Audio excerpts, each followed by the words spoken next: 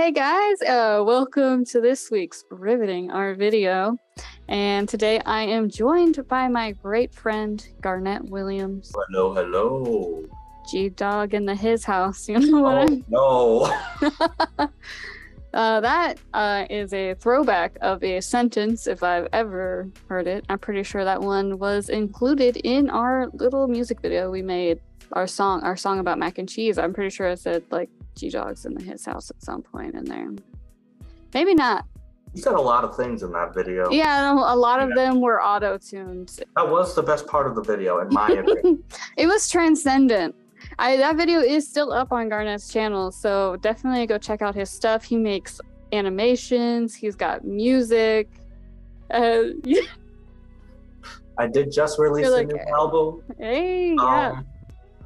Go listen to it, enjoy it. Mm-hmm. Yeah. Today I'm going to be interviewing you, and I mean, might as well get started on that. Yeah, let's do it.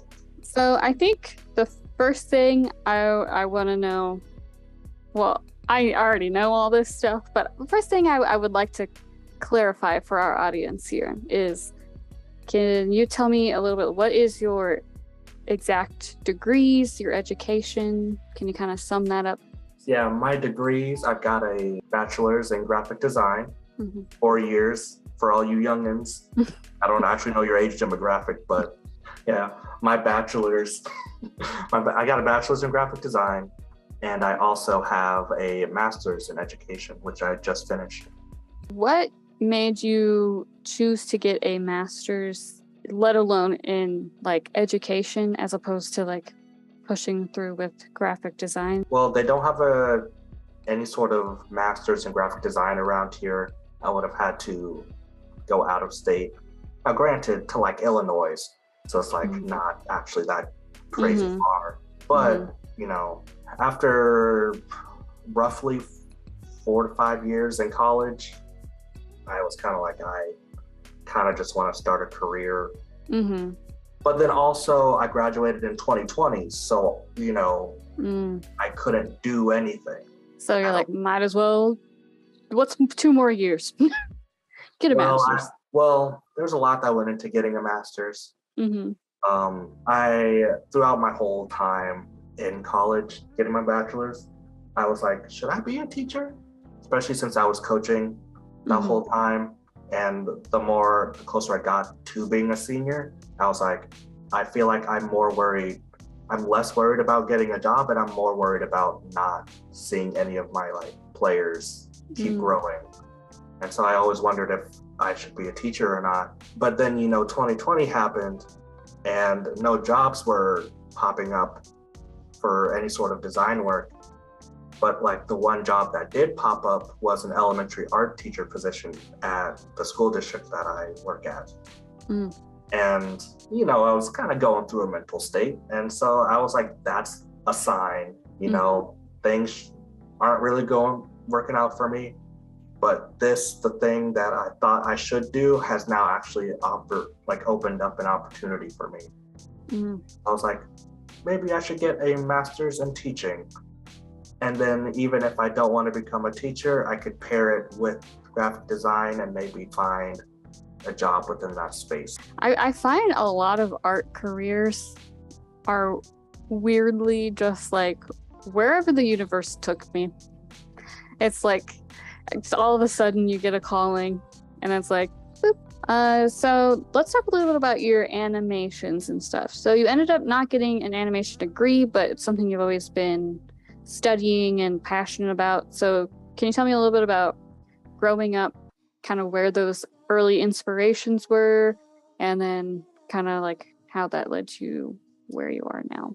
Yeah, well, when I was younger, I definitely always had some proponent of just storytelling in general. I found a little book, a little journal from 2nd grade that we had to write in. And it is literally just filled with different stories and like things that I kind of pulled from the different shows that I watched as a kid. And I formed my own stories out of them. And so I think just as a young kid, I was always wanting to tell stories, but obviously not in a written way. I love to just draw characters. And that's where I think I also found out I really enjoyed art as a subject as compared to every other subject. I would sit there and to practice drawing, I wouldn't actually look at anatomically correct things. I would actually find pictures of cartoons, and then I would just copy them. I wouldn't trace them, but I would copy every picture that I saw. And so like I got just pretty okay at drawing cartoons, which then led me to making the comics that I did today, or haven't really done one in a while, but the ones that I loved doing when I was younger. It led me to making comics and writing stories, which then led up to I found a animation program, and it was pretty bad, but I think you remember it. I made my first animation, and you're like, "Wow, we send you a microphone." Just like you didn't have one, you had one. And let me tell you guys, this microphone was probably worse than whatever he was already doing. I was like, it's gonna be an improvement. It's gonna be was it an improvement, Garnett? I couldn't figure out how to make it work. I'm gonna be real honest. Yeah. But this then is news to me. Well, then I got a phone and it had a recording thing on it, so I just rocked with that for the longest time. I was like, Mom, I need to send this to Garnett. We went to the post office and everything, all right? That was amazing. And I am forever grateful. I think I made you a drawing and I sent you a drawing with it, like Adventure Time or something. Yes, because that is somewhere. Because I moved out to clean out my room and I saw that.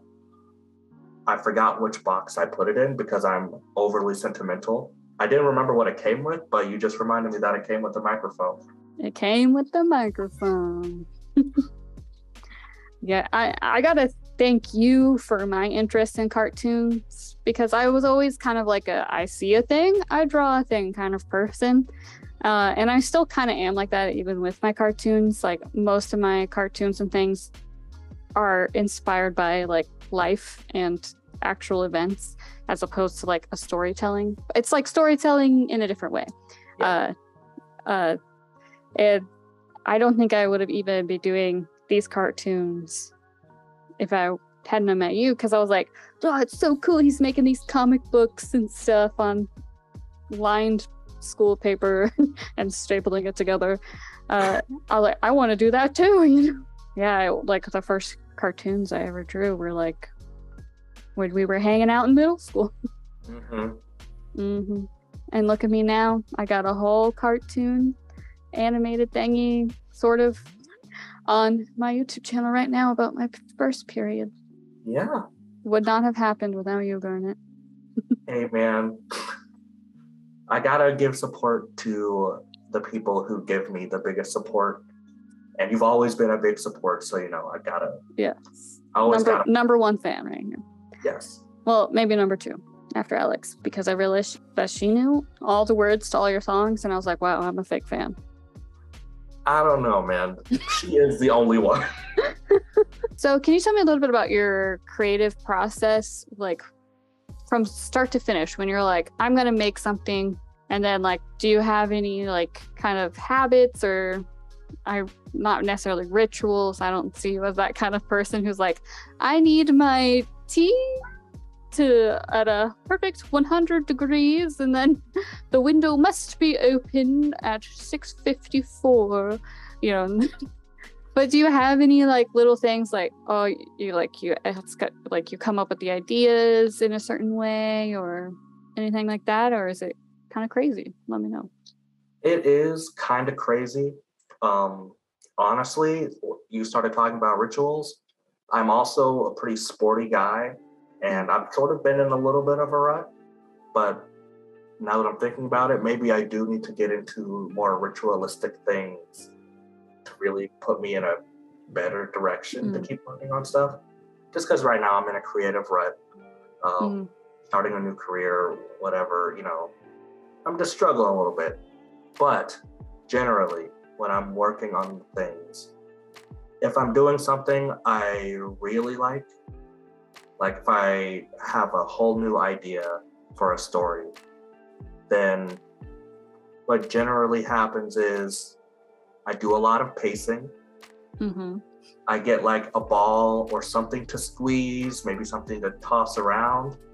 And then I don't know how healthy it is, but I definitely talk to myself. And then I try to get all of the exciting ideas out into the air.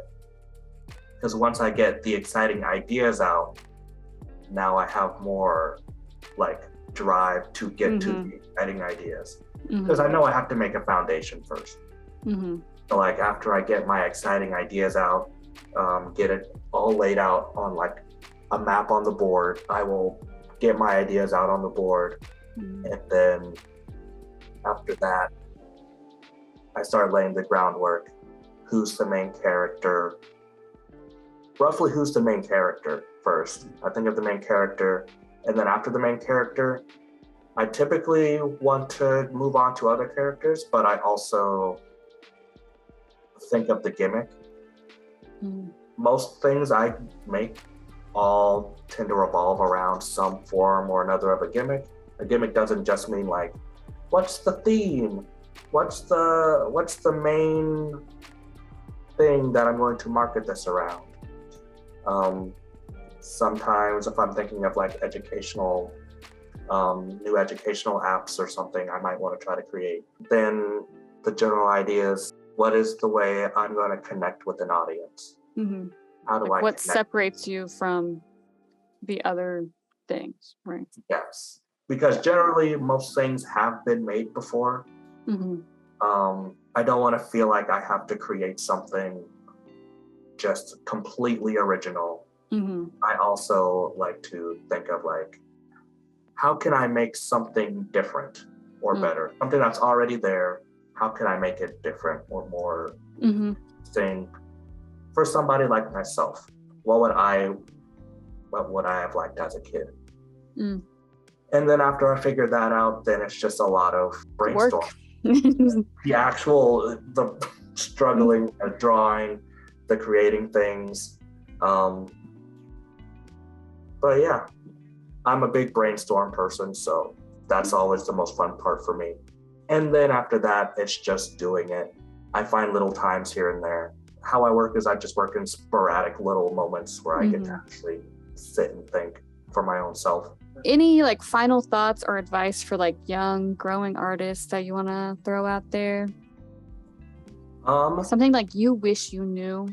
Something I wish I knew: do it for fun and do it for you. Don't connect your art making to outward success. Even if you do really want to make it a career, like yes, outward success is important, but your starting ground should always be based in what kind of art do you enjoy making? And then don't stick yourself in a box after you figure it out. Just enjoy the creativity that comes with making art. You're not bound to any small thing, but just have fun with it. That's very true. I love that. Alrighty, well, thank you so much for being on my channel.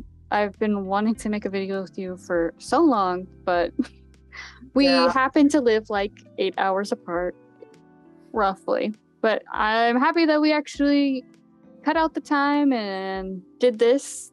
We came up with the idea a while ago, but life be busy sometimes. Yes.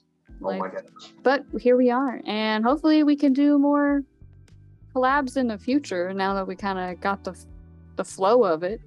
Yeah, we found it'll be easier next time. Cause I mean, before 2020, I didn't know Zoom was a thing.